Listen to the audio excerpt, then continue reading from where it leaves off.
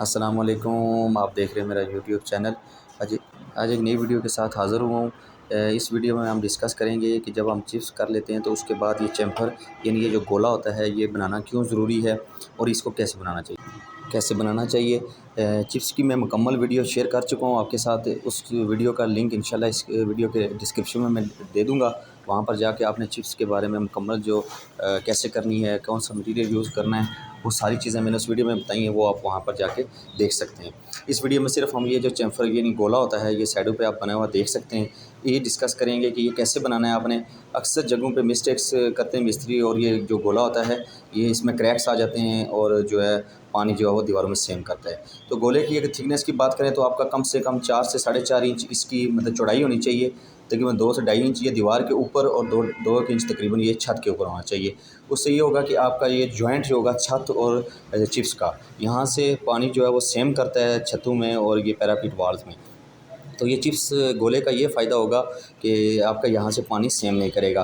और दूसरा बेनिफिट ये होगा कि जब यहाँ बारिश वगैरह होती तो पानी जब यहाँ पर आएगा तो उसको यहाँ पर रुकावट यानी मज़म्मत का सामना करना पड़ेगा, रुकावट होगी तो वो इसके साथ टक्कर लगेगी पानी को, और वो पानी जाके आपका रेन वाटर पाइप में चला जाएगा। सबसे ज़रूरी चीज़ ये है वो ये नीरू आप देख सकते हैं, इसको नीरू यानी सीमेंट का महलूल कहा जाता है।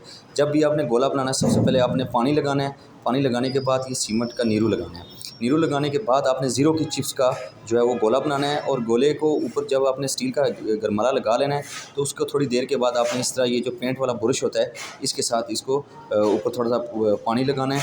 उससे ये होगा कि इसमें गोले में जो है वो क्रैक्स नहीं आएंगे।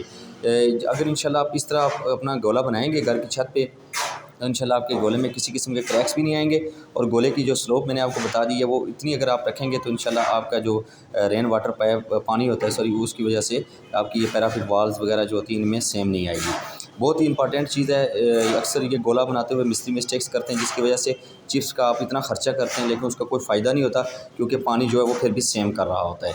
उसके अलावा ये जो आपकी वाटर टैंक यानी पानी वाली टैंकी होगी उसके नीचे भी लाजमी आप ये गोला बनवाएं। कुछ लोग छोड़ देते हैं, चिप्स नहीं करते इस टैंकी के नीचे, लेकिन ये काम आप हरगिज़ ना करें। ये आप देख सकते हैं हमने इस टैंकी के नीचे भी चिप्स की हुई है, जो हमने बाकी छत पे की है, और इसके नीचे भी हम इसी तरह ही गोला बना रहे हैं। थोड़ा सा मुश्किल होता है मिस्त्री के लिए, जैसे आप सामने देख सकते हैं बड़ी मुश्किल के साथ वो यहाँ पर काम कर रहा है, लेकिन ये काम हो जाता है, इतना इंशाल्लाह मसला नहीं है। उसके बाद अब आप देख सकते हैं हमारा मुकम्मल जो है वो गोला तैयार हो चुका है। जब आप गोला तैयार कर लें तो एक चीज़ का ख्याल रखें कि उसको कम से कम 2 से 3 दिन इसको क्यूरिंग भी करें यानी तराई लगाएं। और ये जो डक्टें वगैरह होती हैं इसकी साइडों पे आपने ऐसे ही गोला बनाना है जहाँ जहाँ से आपको पता हो कि पानी सेम कर सकता है। और जहाँ पर आपका रेन वाटर पाइप होगा यानी बरसाती पानी का पाइप होगा उसकी साइडों पर आपने इस तरह थोड़ा सा गोले को मोटा रखना है, और उसमें जो कचरा वगैरह वो भी निकाल लें। और पाइप जो है वो कम से कम आधी से पौनी इंची जो है वो आपका इस चिप्स के अंदर होना चाहिए, ताकि जो बारिश का पानी हो वो सही तरह इस रेन वाटर पाइप में जा सके। टैंकी के नीचे भी हमने आप देख सकते हैं हमने चिप्स कर दी है। इंशाल्लाह जब इसकी ग्राइंडिंग और पॉलिश वगैरह होगा तो उसकी वीडियो आपके साथ शेयर करूँगा। ये बहुत ही इंपॉर्टेंट चीज़ थी जो मैंने सोचा कि आपके साथ शेयर करूँ। जब भी आप गोला बनाते हैं तो इन चीज़ों का आप ख़ास ख्याल रखें।